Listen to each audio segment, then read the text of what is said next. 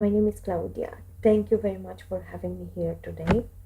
I am 33 years old. I been working in corporate field for the last 12 years, and here I am today in front of you to talk about the program A Complaint Free World. This is not only a program that changed my life in an amazing way, but it's also a practical guide on how to make other people stop complaining, and most importantly, how to make yourself to stop complaining. A little bit about the founder of the concept, Will Bowen. He is the global authority on complaining. He is a best-selling author of several books, and he is the author of one of my favorite books, which I like to call my manual on complaint free, and also on how to become happier in 21 days. Will Bowen came up with this concept while teaching a course on prosperity. I'm sorry, based on the book of Edwin Gaines, The Four Spiritual Laws of Prosperity. Edwin stated that we should go 21 days without complaining. So Will gave it a positive spin and named this concept a complaint free. And in order to be able to measure in which day we are, and we are going to talk a bit later on about the challenge, he handed out 200 purple bracelets. Now, that happened in 2006, so 11 years ago. It all went from there, and today we are talking about a worldwide phenomenon. And as I said, it all started with the course on prosperity by handing out 250 bracelets, and we are having now over 12 million bracelets all over the world. Our target is to achieve um, having in least 60 million people on the challenge of a complaint free world. Will started to be featured on several shows. He when he reached to Oprah's show, um, it just went all over the world. People in the first 24 hours, there has been a request of over 2 million bracelets. Will has been featured on Today Show, CBS News, other news channels, as well as Dr. Oz Show, and several publications. Will Bowen had the honor to present personally the 6 millionth complaint free bracelet to Dr. Maya Angelou, that also was gracious enough to sign a forward on the reviewed edition of the Complaint Free World book. Will has been approached by a publishing and has been asked to write a book on how to build your own worldwide movement. And Will said, "I'm honored, yet I really don't know how to deliver that. It just went on basically by itself." I would like to point out that no advertisement has been made apart from Will's appearances and interviews. It just took off, and I guess there are two main reasons for that, and one of which is there is too much complaining in the world, and the other one is things aren't the way we'd like. And these two are actually correlated. because we are busy griping and complaining about everything that is going negative and wrong in our lives, and we just perpetuate these challenges for ourselves. It's just like just thinking it in this way, our thoughts build our lives, but we express our thoughts through the words we are saying. Let me say this again: our thoughts build our lives, and we express our thoughts through the words we are saying. uh, Studies have shown that a person complains in between 50 to 30 times a day, and they have no awareness they do so. Think about this as a non-smoker. If you are one of the people, if you remember back in 70s 80s, when there were no laws about smoking and as such, or if you go to other countries where there are like the smoking is quite a habit, you don't really sense it. Like, let me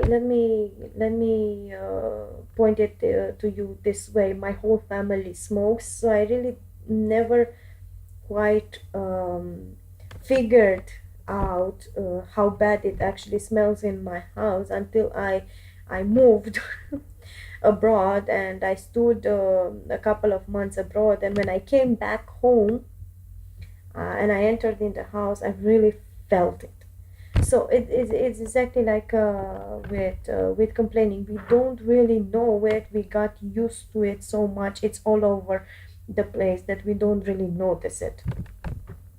Will likes to say that complaining is like bad breath. You notice it when it's coming out of someone else's mouth, but not so much when it's coming out of your own. Now, what is a complaint?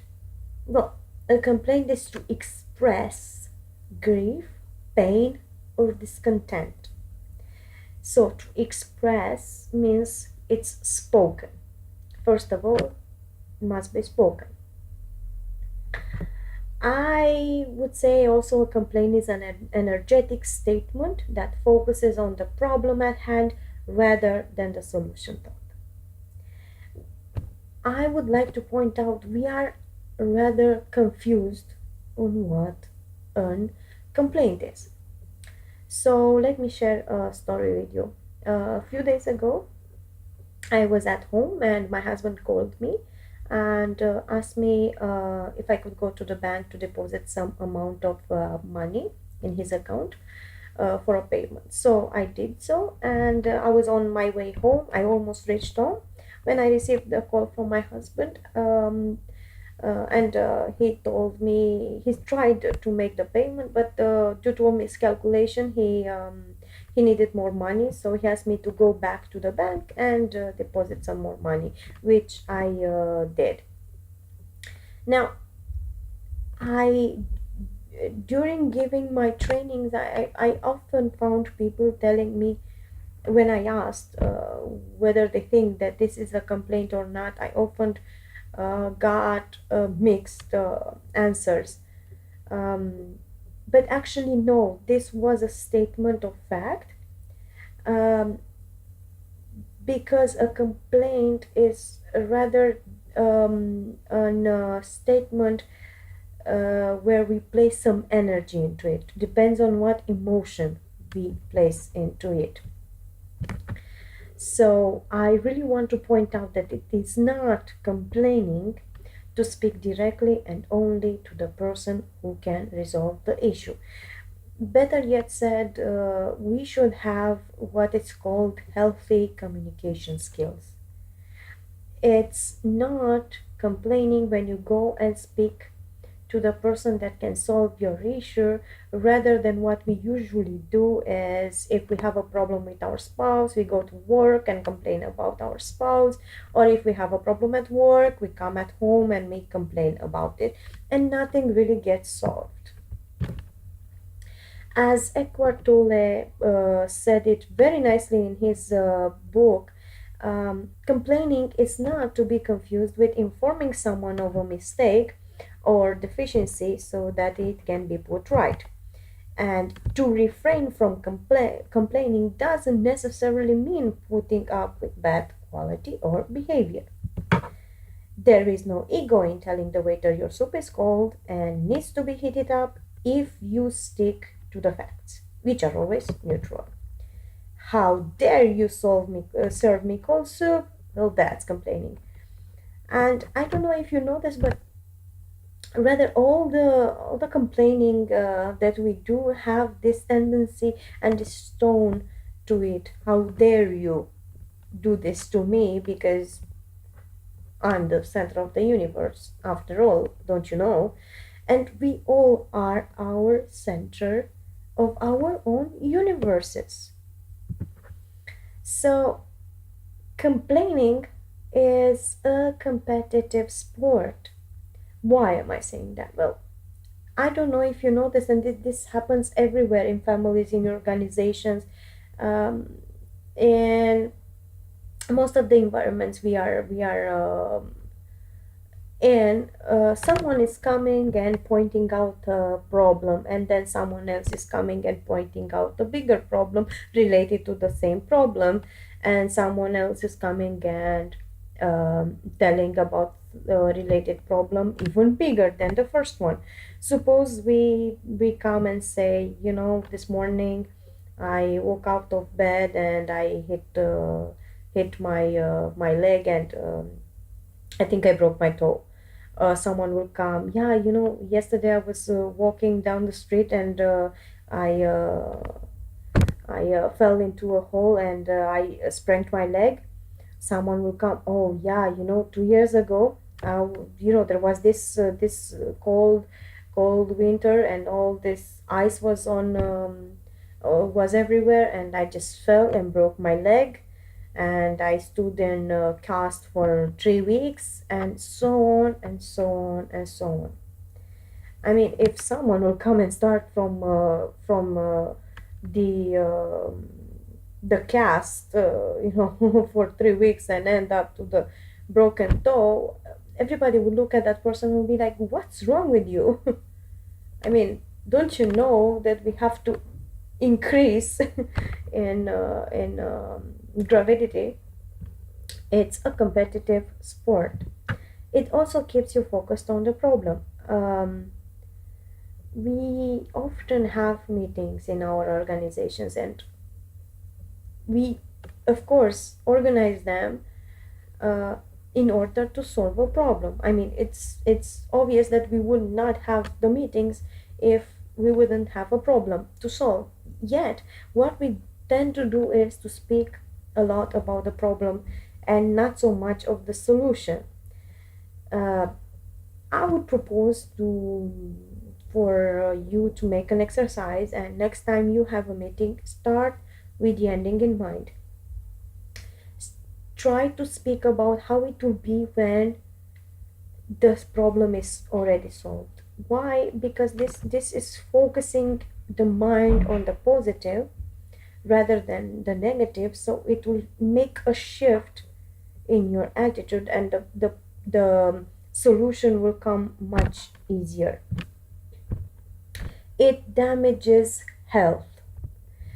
um, I think we all are aware of the damages and the the issues caused in our health by the stress.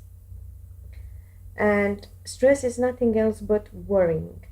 Worrying, usually people worry about the future, correct? Now, let's see what happens when we complain. Most of the times we come and complain to someone about someone else, about a situation, about something that happened to us, which we often think we didn't have any control over, and we feel negative about it. Otherwise, we wouldn't complain, obviously. And what we tend to do is to relive the moment or the feeling or the emotion that we had at that time when it all happened, which is a, which is basically causing us stress, right? Then keeping that negative attitude, that negative environment in our minds and in our surroundings is causing us damage to our health. Let me give you a practical example. A couple of years ago, I've been diagnosed with depression. So I was in my workplace at that time, and in one day, about 7 to 8 people came to me and told me, you are not your regular self, you're not cheerful anymore, something is wrong with you, you're just giving this negative vibe.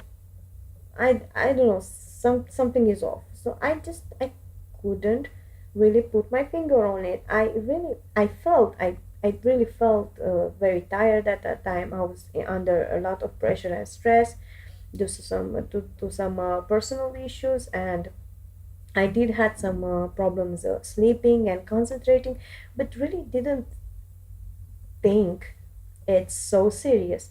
Yet I thought to myself, when 8 people are coming to you and telling you there is a problem with you, you better go and check.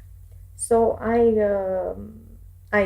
went to the doctor, to be very honest, thinking that the doctor will say, oh, just you know I just went to the psychiatrist, and I thought that the psychiatrist would tell me, okay, yeah, you just go away from here, you're crazy, you don't have anything. um Yet the doctor said, yes, you have a depression episode. um I will give you a treatment that you have to hold for 6 months, and this will improve definitely your concentration problems, your sleeping problems. Definitely you'll feel less tired and more energetic. However, and when that doctor said however, I just felt like just the sky fell on me. I knew that is something that is coming that I would not rather, I would rather not like. And he said, I can give you all this treatment and you can take it, and in 6 months you will come back. Unless, so when he said this unless, I just felt that there is some hope there. Unless you change your attitude. You just have to change the way you see the world. You have to change your thoughts. You have to change your attitude. Because nothing will save you from a depression rather than a shift in attitude. So I realized the, should I say, importance of how my mind thinks and how my body behaves.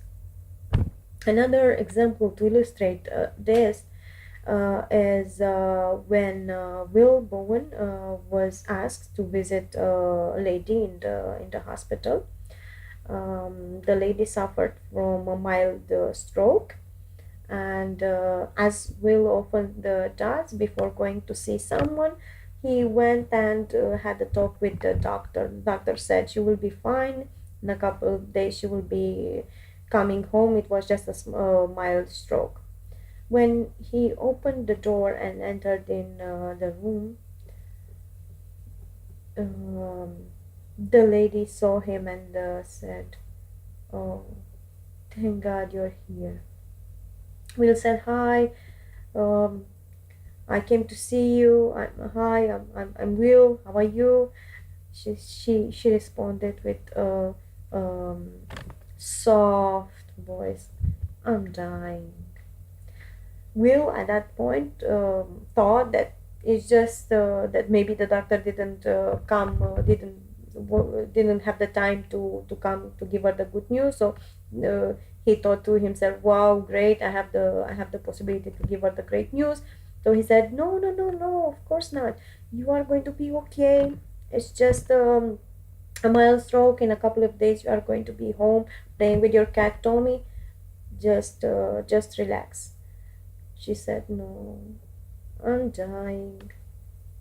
Would you please take a piece of paper?" Will asked, "Why?" "We have to plan my funeral. I'm dying." Well, sadly, then 10 days later, Will was officiating on her funeral. I want to make sure you understand that the moral of this story is that whatever our mind thinks, our body will experience. So, thinking negative will ultimately affect our body. It destroys relationships. How, you will say? I mean, okay, yeah, we can say that, complaining about someone is wrong because, and I will point out that our brain is wired in such a way that when we talk constantly and we say certain words about a person, we tend to see that person in that way. There is this group of women, and um, I think it's generic, should I say, because to be very honest, I've kind of encountered this type of situations in several places, and one in my native country. We had this bunch of girls that we used to go out every once in a while, and what we did was we were coming together and just sitting and talking about our partners and complaining about it, right? One of my main habits was to go and complain to my mother about my ex-husband, and I was often saying how he does this, how he doesn't do that, and so on and so on, which ultimately made my relationship with my mom go colder and ultimately destroyed my marriage. He used to do the same thing. He used to go to his mother and complained about me, which ultimately turned his mother against me, obviously, and destroyed our marriage. I really believe that one of the major reasons that we broke up was the fact that we constantly complained about each other. Okay, so we established why it's wrong to complain about someone else. Now let's see why it's so wrong to complain to each other. Well, let's put it this way. We all want a happy, outbeat partner to complain to. Honestly, let's be fair. We all want that. Yet, we want that we take that person on a ride with the negative train, and we also expect that person to be happy and outbeat all the time. But there's a saying, and once you hang out a barber shop long enough, ultimately you are going to get a haircut, which means that staying around all the time with a negative person, ultimately you start behaving as such. You start copying that person's behavior, which ultimately destroys the relationship with that person, because we are 100% responsible of what happens in our relationship. We are 100% in that relationship as the other one is 100% in that relationship. So we have to take the responsibility of our own behavior. As Will said, the best gift we can give to other people is our own happiness. We are responsible about our attitude in the relationship. So it's clear that the best thing we can do for our relationship is to stop complaining about each other and to each other. It also limits our career success. Well, it's obviously that lots of people are complaining in the organizations. We can see that all the time. We ourselves, maybe we complain about our colleagues, our bosses, and so on. We should rather develop what I was talking about earlier, those healthy communication skills. See, let me share you a story about why it's so bad to complain, which ultimately destroys your career. I used to work just recently, like less than 1 year ago, in a real estate company, and I was the head of the department of customer care. And on one meeting, I was discussing with my boss about one of our colleagues, one of our top performers, and our boss was telling me, I'm really sorry, Claudia, but I have to let her go. And I said, why? She's our top performer. She does this better than all the people in the department. And he said, yeah, but her attitude is awful. And I really had to say, yes, I know. Every time someone new came along in the organization, and even myself, I really struggled with her attitude. My office, my desk actually was just next to hers, and constantly I was losing uh, rather quite important and a lot of minutes during the day, just listening to her complaints and her negative attitude about everything. She used to complain about clients, about other colleagues, about our boss, about her spouse, about each and everything. They ultimately let her go. I had to agree, although really the team lost an high performer. Another interesting story is about this this guy in Texas, and he has a saloon, a beauty saloon. And what he did was he decided to take on the challenge. He found that the women that are his employees working for him are complaining constantly about the clients, about the colleagues, gossiping and criticizing a lot. So what he did is he took some purple paint and he painted an entire wall in the recreation room in purple and wrote a complaint free world to everybody in the recreation room and said, from now on, this is a complaint free saloon. In less than 2 weeks, his three top performers came to him and said, if you are not going to change this silly um, policy, we are going to be out of here. And as he was saying, it was his longest walk to the door. and but he decided no weeds in my garden.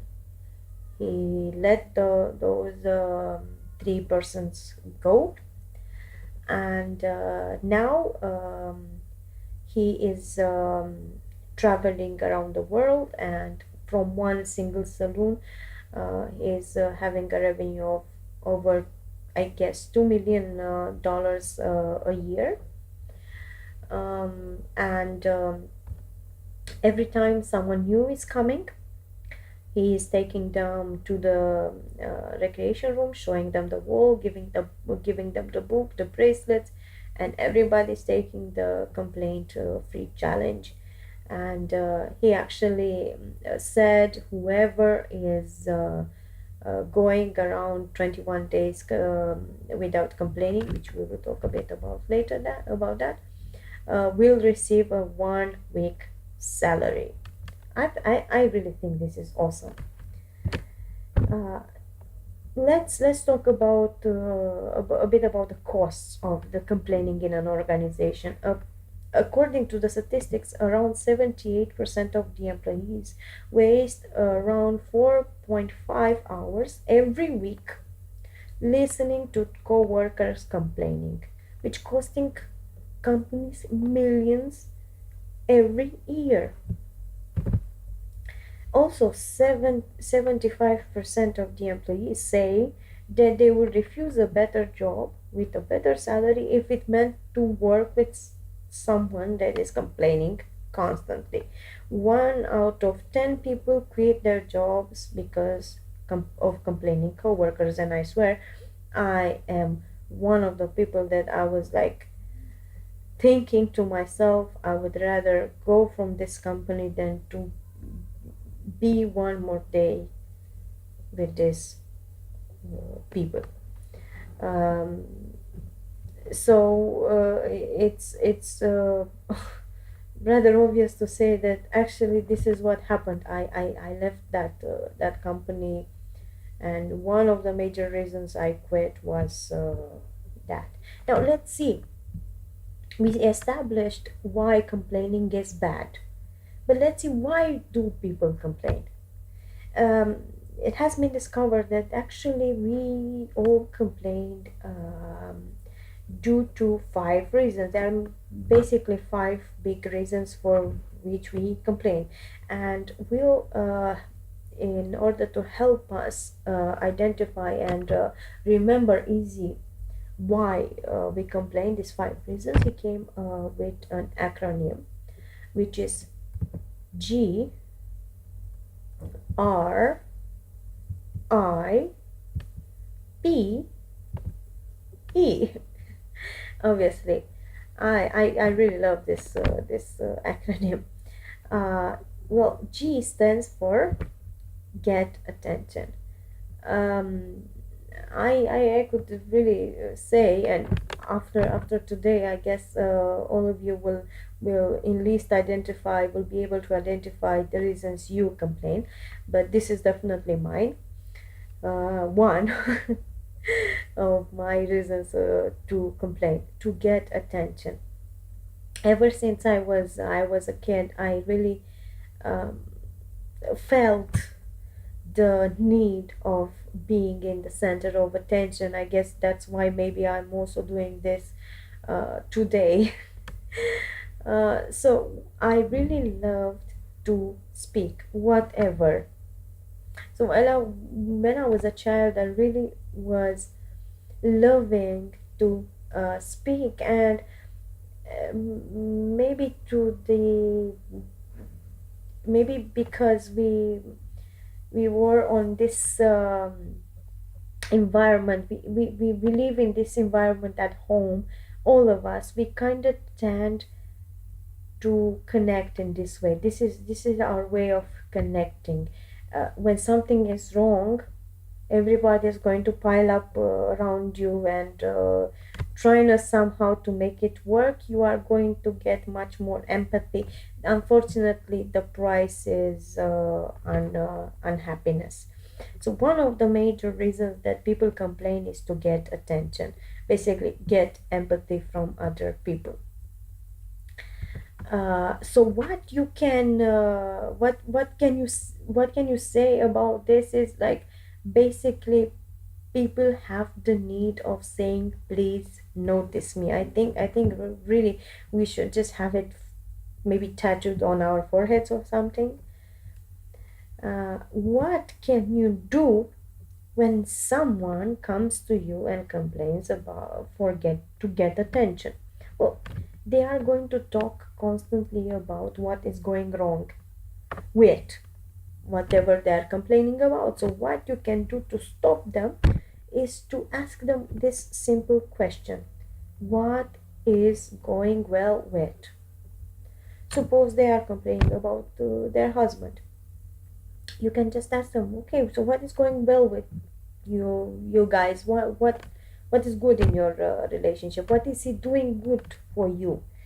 What will happen is either the person will shift from speaking negative about their spouse into like actually thinking about, okay, yeah, actually last week he gave me flowers. Or what will happen might be that they will just keep on uttering negativity to you. You will keep on asking the same question. Ultimately they will quit and just leave. Anyhow, you win. You will not be stuck on the complaint vicious cycle. You will not have to listen again and again the same thing. Now the second reason for why people complain is to remove themselves from responsibility. This is again is one of mine, and it's when you give to someone a task and they give you all sorts of reasons why they cannot do it. um, you cannot fight city hall anyhow, nobody's going to listen to you, yada yada. Kids are very good at this. I cannot do my homework, this and that. Is just a way of removing themselves from doing that actual thing. They are just trying to convince you why it cannot be done. What you can do is when someone is coming to you and saying all sorts of reason excuses rather, not to do that thing, you can ask them this question: if it were possible, how might you do it? This is actually saying, see, it's not that I don't agree with you that it can be done. I get it. Okay, might be it cannot be done, but if it were possible, how might you do it? This will ultimately make them shift their mind from it cannot be done to might be it's possible. So somehow their mind will make a shift, and they might end up figuring out a solution. However, what will happen is the second scenario is that they will keep on giving you excuses and excuses and excuses. You keep on asking the same question. Eventually they will figure out that you are not going to come on their side by confirming that it cannot be done, so they will ultimately going to quit. The third one is inspire envy or brag. And you will not like what I'm about to say, but this is why gossiping is complaining. Let me explain to you. You will never going to complain about someone like you. Let me give you an example. Have you seen the way she dressed today? This is not office appropriate. Have you seen, if you are driving, you will always find that you will complain about drivers that are not driving like you. If you are a person that speeds, you will rather complain about persons that are not into speeding.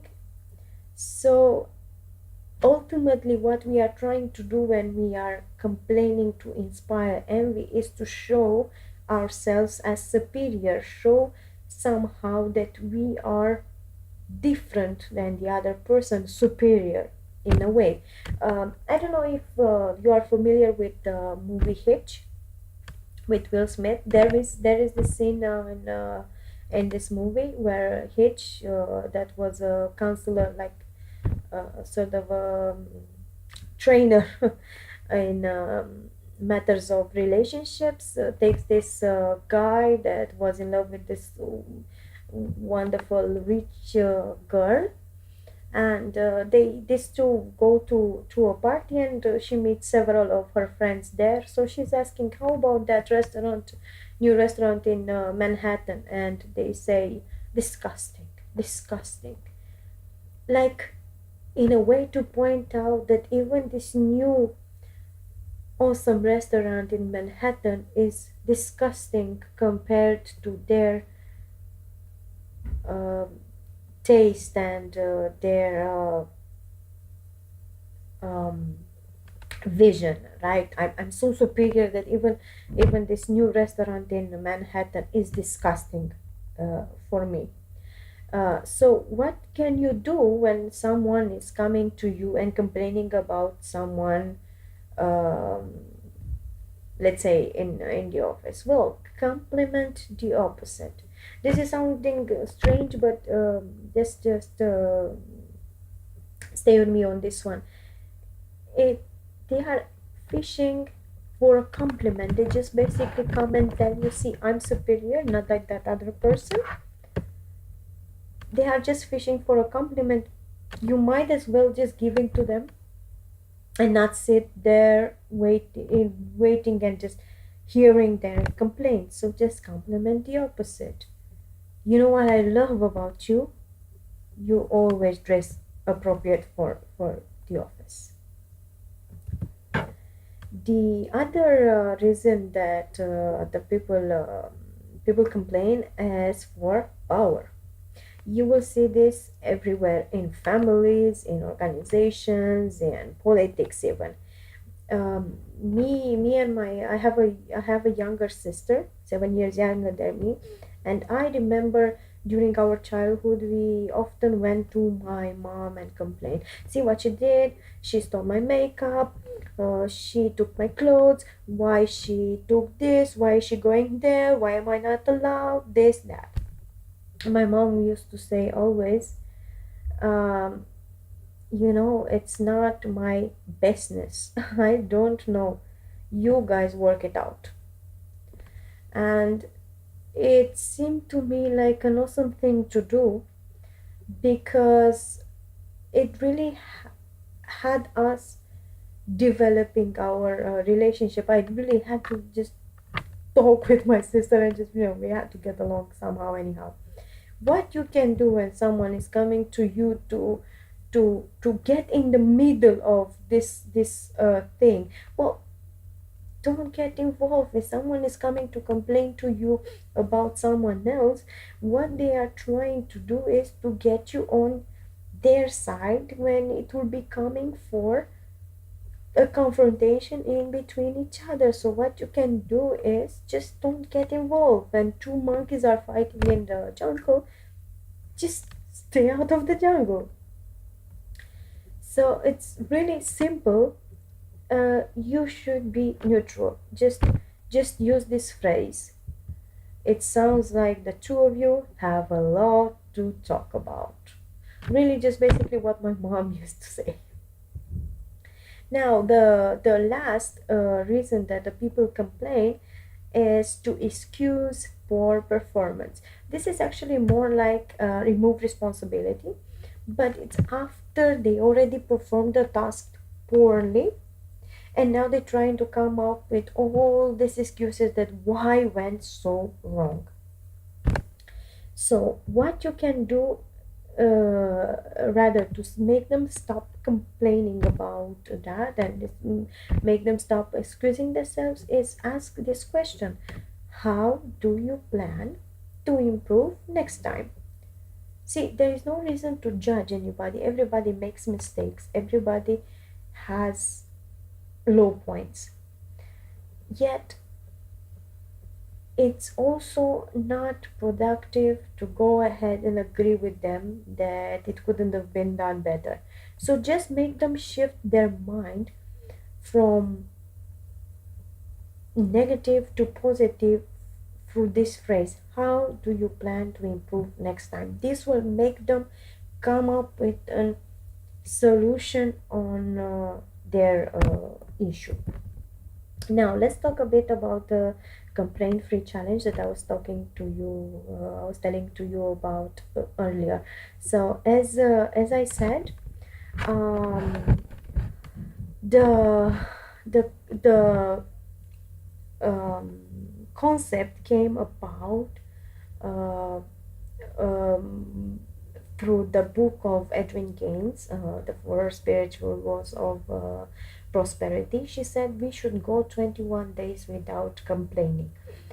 Will decided that we have to have a measurement device. So this bracelet right here is nothing more than a mindful tool to make us aware of our complaining.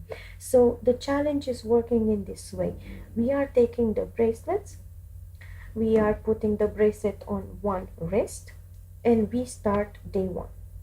Now when we were going to complain, and attention, I didn't say if, I said when, because as I said, we might see that we will complain between 15 to 30 times a day. When we will complain, we will just take the bracelet and just shift it on the other wrist.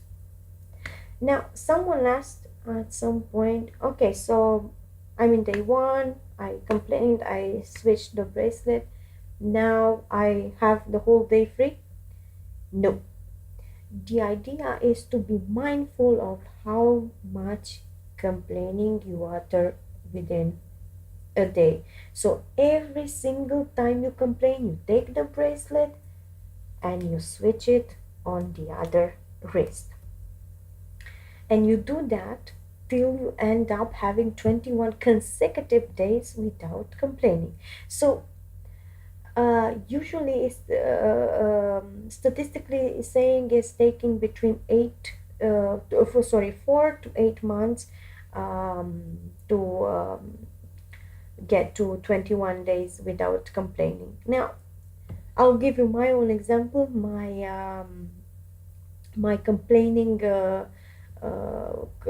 complaint free challenge took about 6 months, and it looked kind of like this. I started in the day one, then I complained about over 30 times a day. I thought about myself as an happy outbeat person, really positive, really grateful about my life, and I was totally shocked of how much complaining I'm actually doing.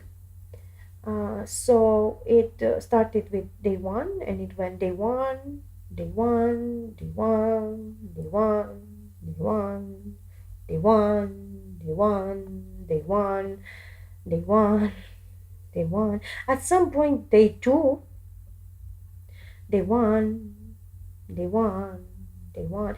At some point, I went up to day three. I went back to day one. Eventually, I reached to day 16. I was awesomely happy. I was knowing I'm so close to 21 days, and just after my wave of happiness, it just flew out of my mouth. It was a simple complaint. I don't even remember about what, and back in day one. But then I kind of made a more powerful commitment to myself, and I said, this time I'm going all the way through, and I finally reached to day 21. So this is how it will look like. It is not easy, but it's simple. It's just you becoming aware of how much you complain, and just keep on switching that bracelet, and it will happen for you. So many people did it, you will do it too. One thing I really want to point out is that Becoming complaint free is not only going to make you be more positive, but it will also make you be happier, more grateful, and really you just have to stick with it. And there is no shame in day one. Keep on repeating that to yourself. This was something that really helped me along my journey. It's it's really just a matter of you understanding that up to that moment nothing, you have done nothing to free yourself from this bad habit. Now you are doing it, so yes, you are on your way. So there is no shame in day one. Love it. Now, other people did it. You can do it too. And at the end of this presentation, I'm going to show you video of real people telling about their experience about the complaint-free world and how they became complaint-free after 21 days. Now, there are 4 stages for getting to become complaint free. That scientists discovered that there are 4 stages whenever we are changing one habit. The first one is unconscious incompetent. This stage is we are in this stage when we start our journey to with the complaint free world program. In the moment we are putting the bracelet on our hand, we are unconscious of how many complaints we are going to utter within a day, and incompetent because obviously we are complaining.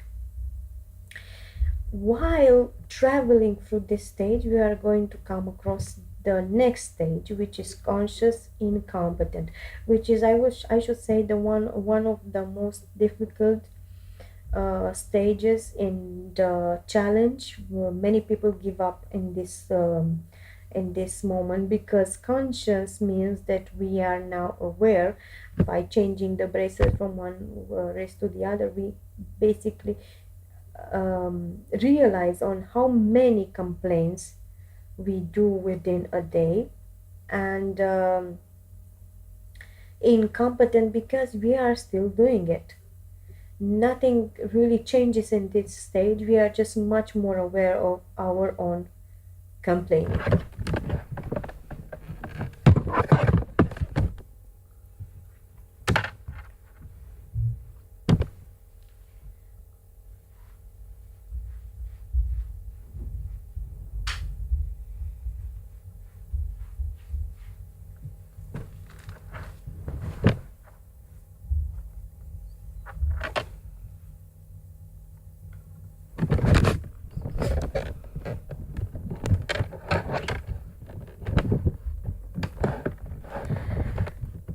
The next stage is the stage conscious competent, or as we like to call it, the I don't want to switch my bracelet stage, when we are conscious of our bad habit of complaining, and we are competent due to the fact that we reached to that point where we are much more aware of what we are saying, and even if we start complaining, we kind of shift it in a positive way.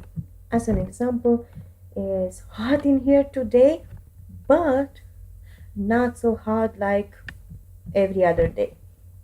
So one secret into stop stop complaining is to, whenever you caught yourself complaining, just switch it, just shift it to give it a, positive spin. um, and the last stage is unconscious competent, where we reach at the moment where we um, finished the challenge, and we are now unconscious because we guarded ourselves so much, and we went under so much training with our minds to not complain, that we reach to the stage where we are competent. We don't really have to think anymore about not complaining. We just don't do it anymore. So something that I really want to talk about today is sacred clowns. And I know really it really sounds funny, and lots of people don't know what these sacred clowns are. In the native Indian American culture, there are three major figures in a tribe. We all know the two of them, which is the chief, right, which is the leader of the tribe, of course. Then there is the medicine man, which is doing all the healing and spiritual work.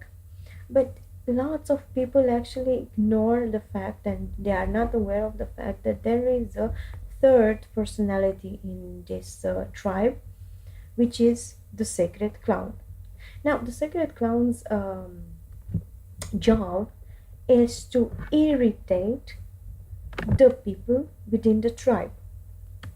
So, as an example, if you are fishing, the sacred clown will come and just throw all your fish in that you caught in the water. If you are building a fire, he will come and knock it down.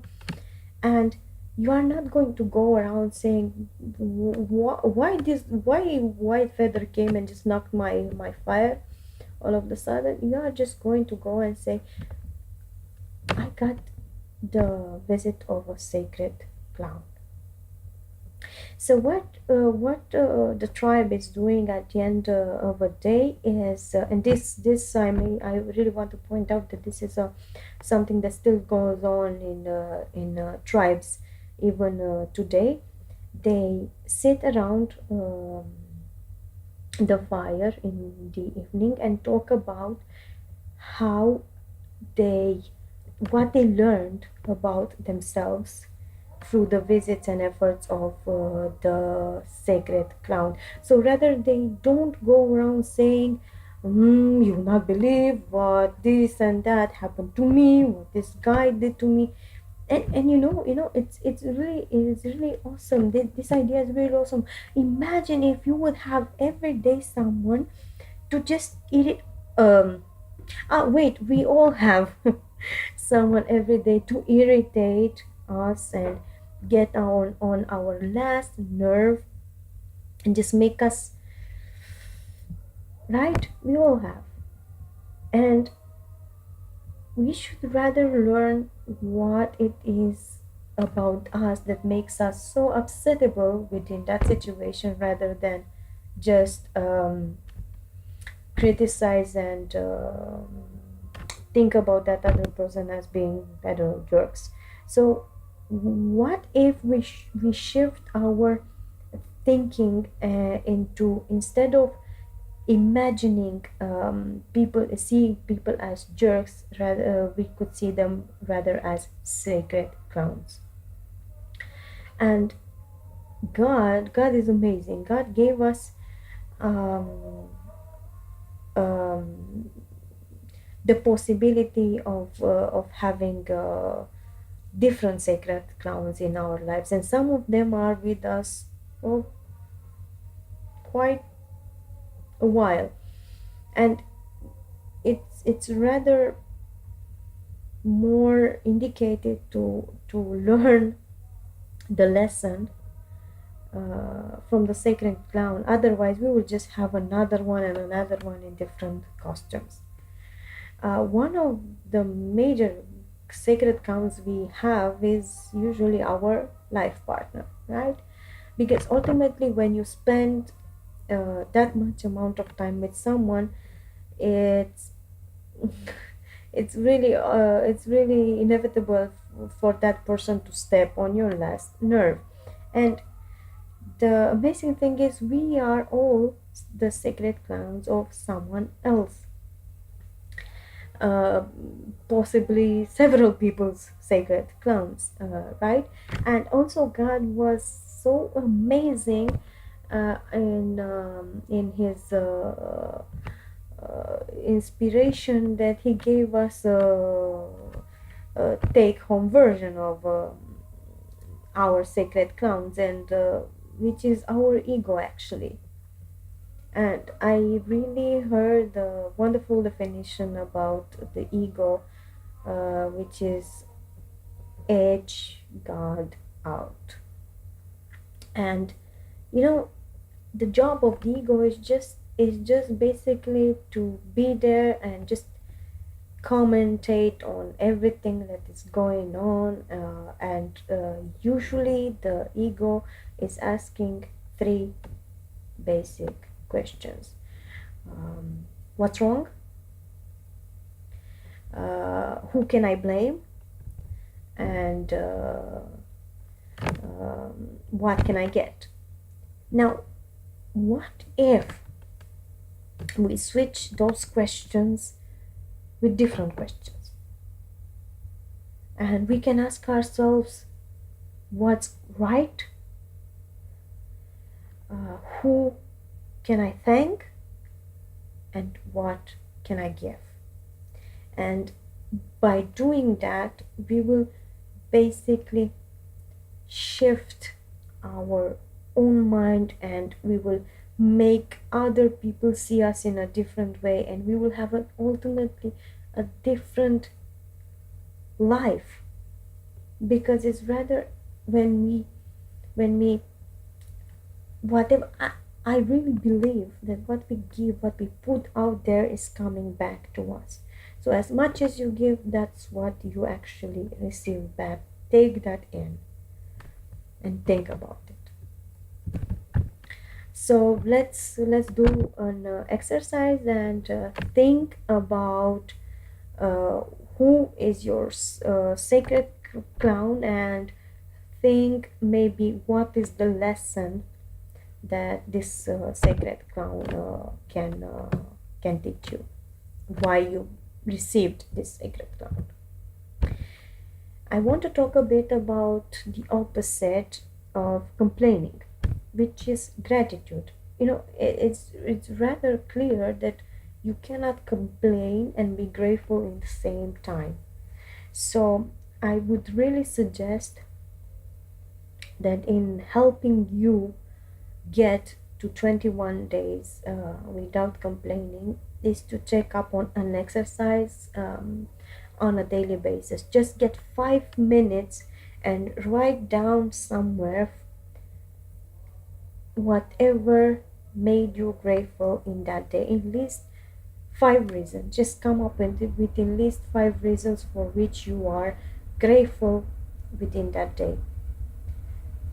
I had days when I was just being able to say I am grateful for being alive, for breathing, for having my health in this, and that's just about it. But it is something that you can put there each and every day. And I had days when I just felt that I could fill about 5 pages. But train your mind to be grateful. You will experience a whole different view about yourself. Um, so before I go, I would like to share with you some two awesome stories. One, um, there was this guy, I think from Serbia, if I remember correctly, who received an email from this guy in Serbia, I think, and he was writing in the email how he started the challenge. He's not yet over with the challenge, but he's working on that. And at the end of the email, with big letters, he wrote, I didn't finish the complaint-free challenge yet, but I feel happier. Is it supposed to do that? So honestly, we all laughed at that, and we thought we'll actually said, maybe we should put a disclaimer somewhere with like, attention, um, becoming complaint free induces happiness or something. Yeah, it is supposed to do that. That's why at the end of the challenge, people receive a certificate of happiness rather a certificate of being a complaint free, because being complaint free means you became grateful about your life, and being grateful about your life equals you are happier. And one more interesting story that I would really like to share is two construction workers were having lunch every day together.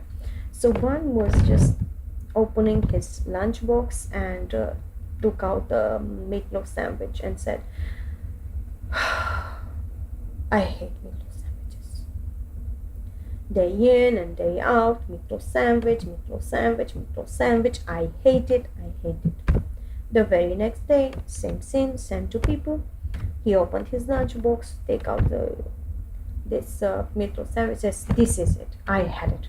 Meatloaf sandwich every day, I had it. So the other guy, exasperated with his complaint, said, but really, just ask your wife to make you something else. And the guy, totally surprised, looked at him and said, but, uh, I make my own lunch. So, folks, if you don't get anything else from my talk today, let it be an understanding. You are making your own lunch. We are all making our own lunch, our own life by the thoughts we are thinking, expressed by the words we are saying. So while Will was talking to Oprah in the show, at the end of the show, Will was actually telling this story to us. At the end of the show, he was talking to Oprah, and Oprah said, Mr. Will, I have nothing to complain about. And Will was like, he was telling, I guess my poker face wasn't working, because I was like, uh, duh, you're Oprah Winfrey, of course you don't have anything to complain about.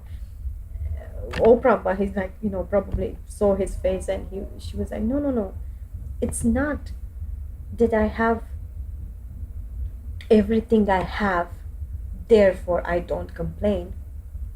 Is it that I don't complain, therefore I have everything I have? Take that in, people. Oprah understood she's making her own lunch. We are all making our own lunch. So let's make it a wonderful lunch and serve it to ourselves and the entire world. So thank you very much for having me here. For all your questions and comments, please share it with me, and I'm going to answer to them with pleasure. Thank you very much.